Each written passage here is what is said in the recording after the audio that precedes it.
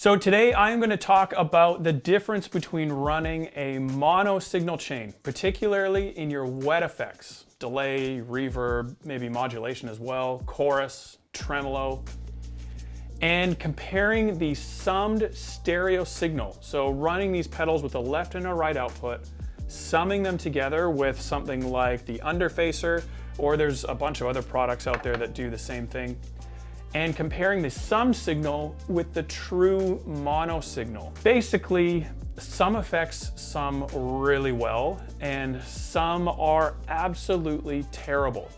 I've built a business around junction boxes, and a big feature in these junction boxes is stereo summing. Stereo summing was never intended to be a full replacement for running a mono signal. Rather, it was an emergency fix if you were in the middle of a gig running 2 tube amps and one of your tube amps goes down. You can sum your signal and at least you will get your stereo field sent to 1 amp. It was never meant to be used like it is today, although I'm not completely against it, where you can show up to 1 gig, run in stereo, the next gig you sum that signal and you can run in mono. The point of this video though is to show you which effects sum really well, which ones do okay, and which ones you want to avoid entirely. So first, let's start with a bit of a glass half empty approach, and I'm going to show you worst case scenario, a panning tremolo. Basically, you have the tremolo effect going hard right, hard left, hard right, hard left. This is what it sounds like in stereo. This is what it sounds like in mono when that signal has been summed. Again, worst case scenario. Here we go.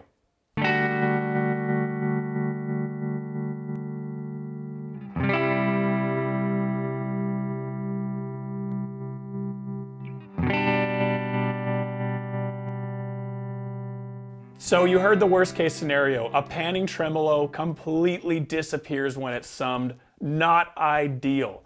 Now what we're gonna do is get into some stereo routed effects that are run in mono via summing by the underfacer, and we're gonna compare that to a true mono signal. So let's start out a little bit above glass half empty, and we're gonna go into a chorus, specifically a Dimension C. One of my favorites. We've talked about this quite a bit on Chairman of the Boards, and we all love this effect. But how does it do when you sum the stereo signal? Check it out. Have a guess which one is summed and which one is run in true mono.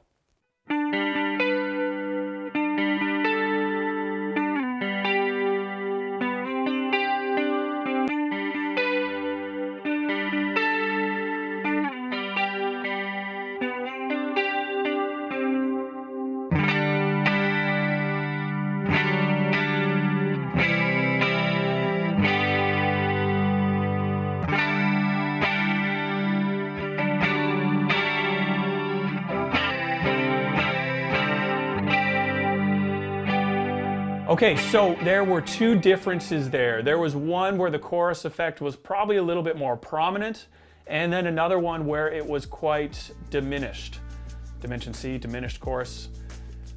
Which one was summed, which one was not? I'll put all of the answers to these below in the video description, but I think that one was pretty obvious. The one where the chorus was diminished was stereo routed, summed, and sent out 1 output to the interface today, or out to one of your amps.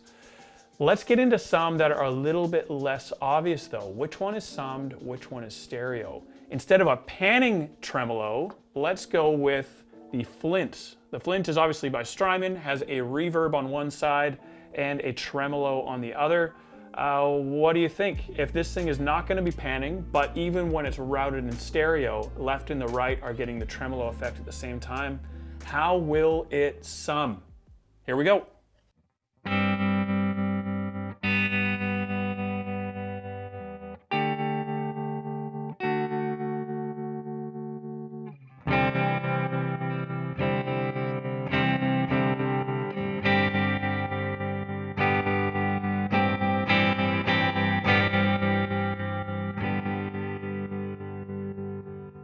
That one was not as obvious. Again, the answers are below in the video description, but take a guess. Which one is summed? Which one is true mono?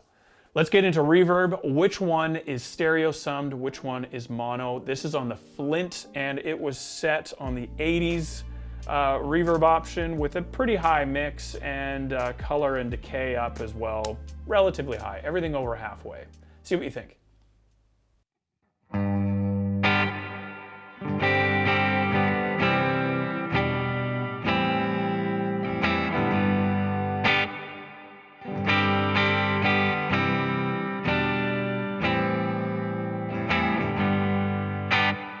All right, answers again below in the video description. Let's get on to the last one, the last audio example we're gonna do for today. That is delay, specifically a digital delay, and we're using the H9 for a kind of dual delay. So it's basically we have I think it was a quarter note on one side and a triplet on the other.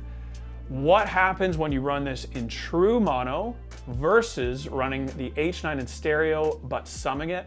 Here are the audio examples.